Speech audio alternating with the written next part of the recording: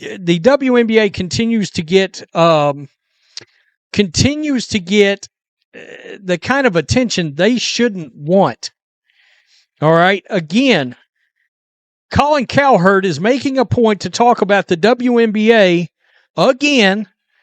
He does it now multiple times a week, but only when it comes to one player, or in this case, one player and what it is the rest of the league is doing. So apparently trading Caitlin Clark become real conversation.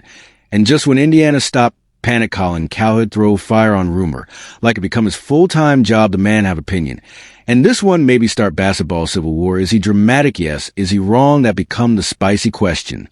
Caitlin Clark finished 9th in player voting, behind one of her own teammates in player voting. The pettiness has no bounds. For years, the WNBA players were pointing fingers. They were saying people are sexist, we're not being promoted, we're underappreciated. And then they get the golden goose and they don't like what it looks like. When the wave hits, ride it. They wanted to fly private. They wanted to be more popular. They wanted sold out arenas. They got it. I wouldn't have guessed that Caitlin Clark would be this. Now again, WNBA start ruin itself like it become new hobby. They stop build teams or grow fans. Instead, they start twist plots now. They plan trade Clark like she become Pokemon card and call it strategy, like it not destroy everything, not just Indiana. The whole league burn in one big fire. Bad decision. This is clearly them cutting her down because when you look at fan voting, obviously Clark is one, right? Because she has the most fans in the league. So that clearly biased. You go to the media voting. She was 3. She was 3. That actually makes sense. I agree. She's not having the best of years this year. She's actually, her shooting is down.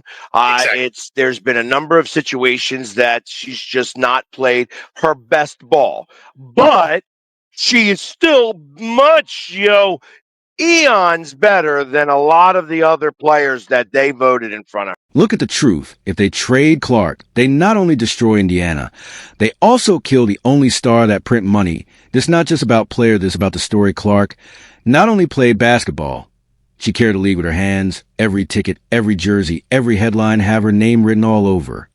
A university professor in finance looked up the value of Caitlin Clark for the WNBA. This is insane.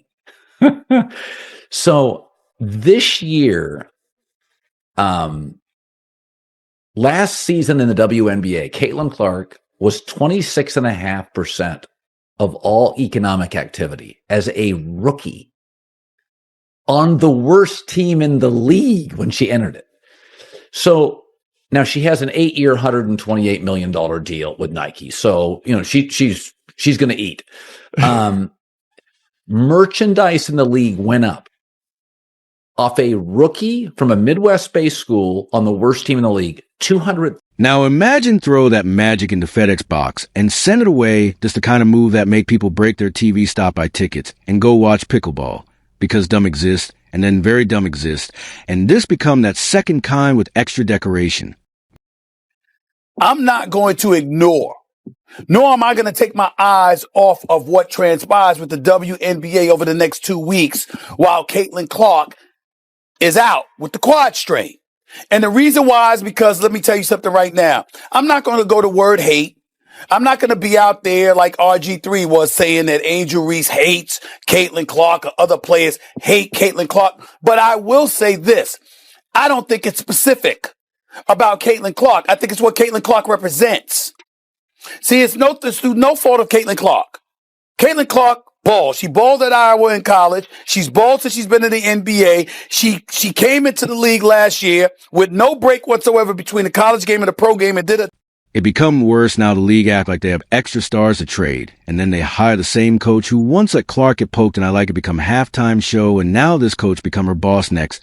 Maybe they bring trainer who ice her ankles and make him fitness director. This not coaching to set up a full plan wearing badges and clipboards. A message become clear silence. The star remove spotlight and say it helped the team, but everyone see it. Clark not bench. She become pushed out. And the office not just choose coach, they choose the exact one with record of fake justice and cold bench rules. Clark. And this coach not match, not even close their chemistry. Become like oil meat fire system, not made for her, kick her out. And every game shows it when they pull her out and give free minutes to player from bench like charity. Colin Clark had another, whatever you want to call it, confrontation in a WNBA game. Like, why is this happening? The Caitlin Clark phenomenon is one that I got wrong. I never really thought that Caitlin Clark would make the difference that she has in college basketball or in the WNBA. What other sports analogies are out there that are in any way similar to the impact that one individual has had on a larger sporting universe? Why the league ruin everything now when people finally watch Easy Answer Control. Control the story, control the star, keep fans busy, but not strong because real power and player become danger. So if they can't stop her energy, they hire someone who can then call it development, but only grow bad name and angry fans as coach, not just hired, she become planted. And if it feel like planted probably is, and if anyone say this become normal. Team rebuild that become gaslight Clark, not grow she become. Punish like child who draw outside the page does not sport this personal plan full of politics. And the biggest lie is that this coach plays safe, but real safe mean use your best scorer, not hide her talent and hope fans stay blind. She doesn't always get the consistent great star whistle. I think they're still kind of figuring out how to officiate her. Right? Like I've said this for years when I covered Shaq and went to Shaq got fouled more than anybody I've ever seen. I mean, it was insane. People bounced off Shaq. Jokic complains constantly. Like, people are bouncing off me. She doesn't quite get as favorable a whistle as you think. So I think neither does Steph too. This not chess has become sabotage with whistle fans. See it broadcasters, see it Twitter, see it even the popcorn guys see it. And Wrestle League hope Clark get moved away like trade gift because they dream ticket boomers should go to real team center to Vegas. They build statue by weekend centered in New York. She owned Times Square, but keep her in Indiana with this coach and it become waste of firework, nothing blow up, everything stay cold and still some. Say trade, help the team, help with the draft odds. The bench player, the shirt maker, who already late with Clark jersey, because truth is no Clark means no Indiana team left Clark, become reason why national TV care Clark, become reason why dads who never watched WNBA now talk about pick and roll you not trade it, you protect that. All know who Caitlin Clark is. She's the golden goose, laying those golden eggs for the WNBA to prosper. Well, a lot of times we notice that the WNBA is resisting this golden goose and resisting this bump and this force of nature, which is Caitlin Clark. So we're going to have to dive deep into that. What's behind that? Is it jealousy, envy, pettiness, all the above, more than that?